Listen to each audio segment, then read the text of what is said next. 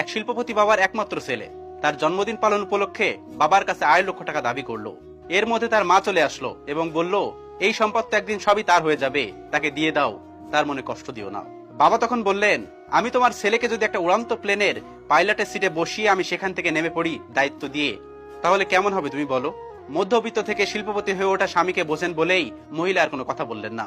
বাবা তখন বললেন, ঠিক আছে, আমি তোমার ছেলেকে 2.5 লক্ষ টাকায় দেবো, সে যদি আমাকে উপার্জন করে 250 টাকা এনে দিতে পারে। সারা রাত নাক ডেকে ঘুমাচ্ছে ছেলে, মাত্র 250 টাকা। বাবা আগামীকালই দেখতে পারবে ছেলে তার সম্পদের দায়িত্ব নেওয়ার মতো যোগ্য হয়ে গেছে। পরের দিন সকাল 8টায় বাবা তার ছেলেকে ঘুম থেকে জাগিয়ে উঠে দিলেন। রাজ্যের বিরক্তি ছেলের চোখে। মাত্র 250 টাকার জন্য এত সকালে ঘুম থেকে উঠতে হবে? রেডি হয়ে নাস্তা সেরে একেবারে ফুলবাবু সেজে 250 টাকা উপার্জনের জন্য বের হয়ে গেলেন। পকেটে একটা টাকাও নেই, সাথে দেখার জন্য বাবা একটা লোকও দিয়েছেন। ঘর থেকে বের হওয়ার পর তার মনে হচ্ছে সে যেন একটা সমুদ্রের মধ্যে হাবুডুবু